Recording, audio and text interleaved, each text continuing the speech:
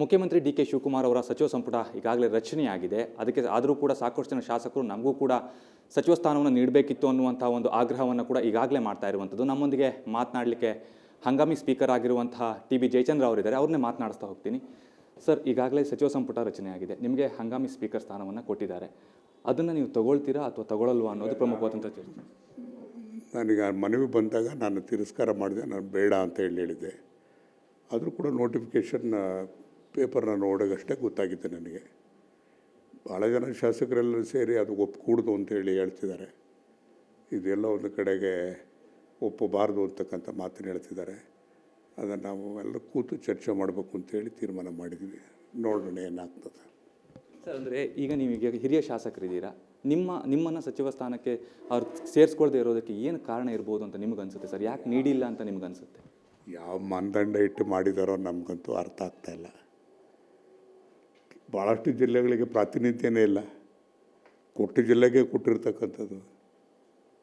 ಅದಕ್ಕೆ ಯಾವ ಹಿನ್ನೆಲೆಯಲ್ಲಿ ಇರ್ತಕ್ಕಂಥವ್ರಿಗೆ ಗೊತ್ತಿದ್ದಾರೆ ಅಂತಕ್ಕಂಥದ್ದು ಅನುಮಾನ ಬರ್ತದೆ.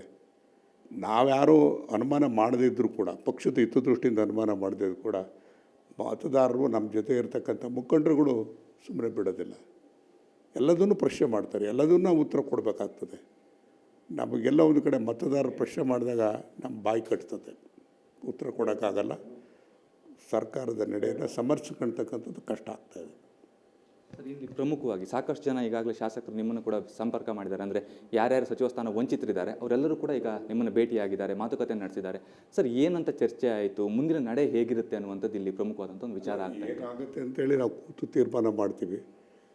ಒಬ್ರಿಗೊಬ್ಬರು ಸಂಪರ್ಕದಲ್ಲಿದ್ದೀವಿ, ಚರ್ಚೆಯಲ್ಲಿದ್ದೀವಿ, ಚರ್ಚೆ ಮಾಡ್ತಾಯಿದ್ದೀವಿ. ಇಷ್ಟೊತ್ತು ಚರ್ಚೆ ಮಾಡ್ತಾಯಿದ್ದೀವಿ. ನೋಡೋಣ ಏನೇನಾಗುತ್ತೆ ಅಂತೇಳಿ. ಎಲ್ಲ ಒಂದು ಕಡೆಗೆ ಪಕ್ಷಕ್ಕೆ ಮುಜುಗರ ಆಗಬಾರ್ದು ಅಂತಕ್ಕಂಥ ಉದ್ದೇಶ ನಮ್ಮದೆಲ್ಲರದು ಕೂಡ ಇದೆ. ಆದರೆ ಆಗಿರ್ತಕ್ಕಂಥ ತಪ್ಪು ಅದನ್ನು ಹೇಗೆ ಸಮರ್ಸ್ಕೊಳ್ತಕ್ಕಂಥದ್ದು, ಇವತ್ತಿನ ಇದರ ಪ್ರಪಂಚದಲ್ಲಿ ಮತದಾರನ ಕನ್ವಿನ್ಸ್ ಮಾಡ್ತಕ್ಕಂಥ ಅತ್ಯಂತ ಕಷ್ಟದ ಕೆಲಸ. ಅವ್ರ ಪ್ರಶ್ನೆಗಳು ಉತ್ತರ ಕೊಡ್ತಕ್ಕಂಥದ್ದೇ ಕಷ್ಟ ಆಗ್ತದೆ. ಸರ್, ಇಲ್ಲಿ ರಾಜ್ಯ ನಾಯಕರಾಗಿರ್ಬೋದು, ಸುರ್ಜೇವಾಲಾ ಅವರಾಗಿರ್ಬೋದು ಅಥವಾ ಬಿ ಕೆ ಹರಿಪ್ರಸಾದ್ ಆಗಿರ್ಬೋದು, ಇವ್ರು ಯಾರಾದರೂ ನಿಮ್ಮನ್ನು ಭೇಟಿಯಾಗಿದ್ರಾ ಅಥವಾ ಮಾತುಕತೆ ಏನಾದರೂ ನಡೆಸಿದ್ರಾ ಸರ್? ಯಾರೂ ಸಂಪರ್ಕ ಮಾಡಿಲ್ಲ, ನಾನು ಕೂಡ ಸಂಪರ್ಕ ಮಾಡಿಲ್ಲ. ಯಾಕೆ ಸಂಪರ್ಕ ನೀವು ಕೂಡ ಮಾಡಿ?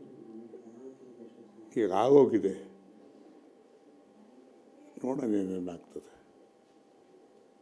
ಮುಖ್ಯಮಂತ್ರಿಗಳು ಹೇಳ್ತಾ ಇದ್ದಾರೆ, ಅಂದರೆ ಸ್ವಲ್ಪ ತಾಳ್ಮೆಯಿಂದ ಇರಬೇಕಾಗುತ್ತೆ. ಕೆಲವೊಮ್ಮೆ ಈ ರೀತಿಯ ಘಟನೆಗಳಾಗುತ್ತೆ, ಕೈ ತಪ್ಪುತ್ತೆ. ಬಟ್ ಹಾಗಂತೇಳಿ ಸ್ವಲ್ಪ ತಾಳ್ಮೆಯಿಂದ ಇರಬೇಕು, ಮುಂದಿನ ದಿನಗಳು ಸಿಗುತ್ತೆ ಅನ್ನುವಂಥ ಒಂದು ಮಾತನ್ನು ಅವ್ರು ಹೇಳ್ತಾ ಇದ್ದಾರೆ. ಏನು ಹೇಳ್ತೀರಿ? ಅವ್ರು ಆ ಮಾತು ಹೇಳಲೇಬೇಕಲ್ಲ, ಅನಿವಾರ್ಯ. ಹಾಗಾಗಿ ನೋಡೋಣ ಏನೇನಾಗ್ತದೆ. ಸರಿ, ಅಂದರೆ ಈಗ ನೀವು ಹಂಗಾಮಿ ಸಭಾಪತಿ ಸ್ಥಾನವನ್ನು ತಗೊಳ್ತಾ ಇಲ್ಲ, ಆದರೆ ಸಚಿವ ಸಂಪುಟಕ್ಕೆ ಮತ್ತೆ ಸೇರ್ತೀವಿ ಅನ್ನುವಂಥ ವಿಶ್ವಾಸ ಏನಾದರೂ ಇದೆಯಾ ಸರ್ ನಿಮ್ಮದು? ನೋಡೋಣ, ನಾವು ಇದೆಲ್ಲ ಕಲೆಕ್ಟಿವ್ ಡಿಸಿಷನ್ ಮಾಡಬೇಕಾಗ್ತದೆ. ರಾಜಕಾರಣ ಆದರೆ ನಾವು ಒಬ್ಬರೇ ಕೂತು ನಿರ್ಧಾರ ಮಾಡೋಕ್ಕಾಗೋದಿಲ್ಲ. ಎಲ್ಲರೂ ಕೂಡ ಸೇರೋಣ ಅಂತಕ್ಕಂಥ ಮಾತನ್ನು ಹೇಳಿದ್ದಾರೆ. ಸೇರಿ ಚರ್ಚೆ ಮಾಡ್ತೀವಿ. ಹೈಕಮಾಂಡ್ ಏನಾದರೂ ಸರ್, ಅಂದರೆ ಮಧ್ಯಸ್ಥಿಕೆ ವಹಿಸಿ, ಇಲ್ಲ ಈ ಬಾರಿ ಇದಾಗಿದೆ, ಮುಂದಿನ ಬಾರಿ ನಾವೇನಾದರೂ ಮಾಡಿಕೊಡ್ತೀವಿ, ಆ ರೀತಿ ಯಾವುದಾದ್ರು? ನಮ್ಮನ್ನು ಯಾರೂ ಸಂಪರ್ಕ ಮಾಡಿಲ್ಲ, ನೀವಷ್ಟೇ ಸಂಪರ್ಕ ಮಾಡ್ತಾ ಇರೋದು. Thank you. ಇದಿಷ್ಟು ಟಿ ಬಿ ಜಯಚಂದ್ರ ಅವರ ಮಾತು. ಅಂದರೆ ಈ ಒಂದು ವಿಚಾರಕ್ಕೆ ಸಂಬಂಧಪಟ್ಟಂತೆ ನಾನು ಹಂಗಾಮಿ ಸಭಾಪತಿ ಸ್ಥಾನವನ್ನು ತೆಗೆದುಕೊಳ್ಳೋದಿಲ್ಲ, ಮುಂದಿನ ದಿನಗಳಲ್ಲಿ ನಾವು ಕೂಡ ಮಾತುಕತೆ ನಡೆಸ್ತೀವಿ, ಚರ್ಚೆಯನ್ನು ಮಾಡ್ತೀವಿ ಅನ್ನುವಂಥ ಒಂದು ವಿಚಾರವನ್ನು ಹೇಳ್ತಾ ಇದ್ದಾರೆ. ಕ್ಯಾಮ್ರಾ ಪರ್ಸನ್ ನವೀನ್ ಜೊತೆ ಪ್ರಜ್ವಲ್ ನಿಟ್ಟೂರ್, ಏಷ್ಯಾನೆಟ್ ಸುವರ್ಣ ನ್ಯೂಸ್, ಬೆಂಗಳೂರು.